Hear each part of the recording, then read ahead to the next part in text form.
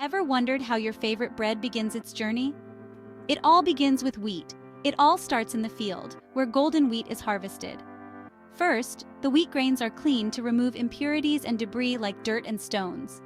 Next, water is added to the grains in a process called tempering, which softens them for easier separation.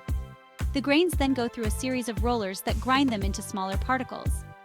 This process separates the wheat's three main components: the bran, germ, and endosperm.